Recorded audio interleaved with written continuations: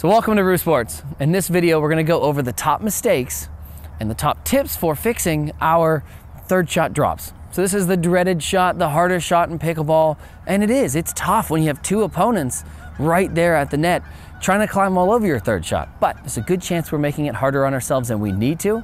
So stay tuned for this video. We'll keep it nice and efficient so we have less listening and more pickling.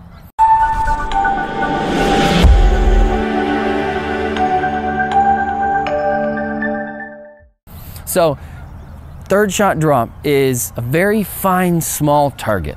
What we're looking for is the kitchen. We're just trying to hit the ball like we do on a dink when we're up at the kitchen line too. We're trying to put a ball, but now it's from here because the third shot is after we've served the ball, the opponent's returned it, and now they're both up at the net if they're doing a good job. And now we have to get the ball over the net, but not let them hit it out of the air because that's gonna make it a whole lot harder on us. So a couple of things that we're doing too much on our third shots is we're too scared of them hitting the ball in the air. So it's okay if they hit the ball out of the air. Is it ideal? No. But what is worse is hitting the net. Absolutely. You've heard terms like respect the net and all that, because seriously, it ends the point right then and there. There's nothing that they need to do to even win the point. If you hit the ball in the air and they hit it out of the air, there's a chance that they can miss it. It's maybe not a huge one, but there's a better chance than the net all of a sudden disappearing. So leave yourself more room for error. It's okay.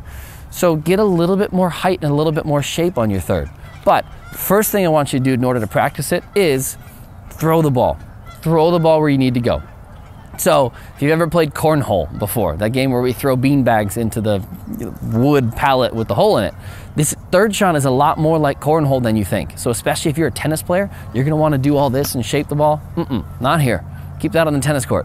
This is a little bit more like cornhole where we're throwing this ball where we wanna go. So I'm just, nice extension. That was, I would take that as a dink all day. This is just using our legs and using our shoulders. So one of the things that we're doing is we're adding too much. Do less. Use your legs, use your shoulders, stand up into it and release it with your arm. Pretend like you were throwing a ball to your kid or your grandkid and they're asking for, hey, please throw me the ball, please throw me the ball. You wouldn't wing it with your wrist. You know that's inaccurate. Yet when we get out here and we play pickleball, all of a sudden we get really wristy. We know it's not accurate. We would use our bigger muscles. We would toss that ball to them like this. That's exactly what I want here. Just toss the ball and release it with good extension of the arm. So give yourself some room for error. Don't worry about if they hit it in the air. It's not ideal, but it is better than the net. And the second thing that we do often on our third shot drops, you yourself and your partner might do this, is we rush up to the net too fast. Yes, we absolutely want to get to the kitchen line as fast as possible. But what we have to do is we have to judge the quality of our third shot before we run up there. Otherwise, we're a big old running, moving, sitting duck.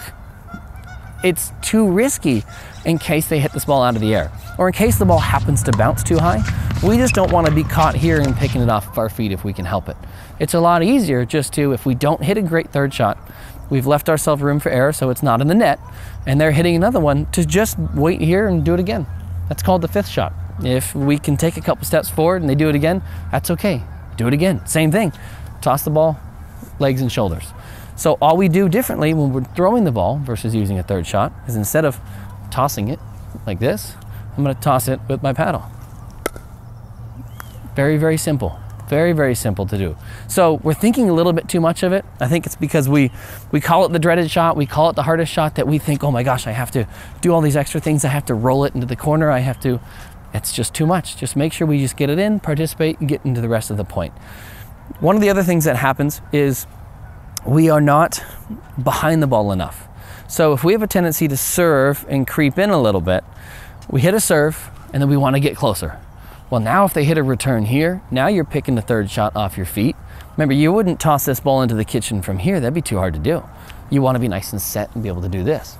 So just make sure that we're always behind the ball. So when we serve it, stay here. Partner, same thing. Make sure they hang out with you. We're serving it, we're waiting for where the ball is, and then we're gonna get behind it and set up, load up with our legs, and then again, just toss that ball in. So sometimes we're also going too much in terms of angles. We're thinking a little bit too much of making a winner from here. Remember, this is the hardest shot. We are on defense. The serving team in pickleball is not on offense, they're on defense. Yes, they're the only ones that can score points, but the other team is in the better position. They're both standing at the net, starting to drool a little bit, ready to hit your ball if they can. But we need to not freak out and just give this thing a nice toss. So what's going to be easier on your third shot is going cross court. So if you're on the kind of the ad side, if you're on this side, on the left side of the court, going towards someone's backhand, very effective, also happens to be easier in terms of the ability to get it over the net and get it down so that it is not taken out of the air. The middle is also a very good option. Your toughest shot is probably going to be the one in front of you. And I see this tried a lot. It can be a good shot when you get very comfortable with these, but it's not the spot that we want to start. And if you're clicking on this video because you're not very comfortable with your third shots, don't try that one for right now. It's very easy for that person to take that ball out of the air unless your ball's really barely over the net. And again, we're going to leave ourselves room for error here. We're not going to just barely get it over the net. So we're using our legs, we're using our shoulders.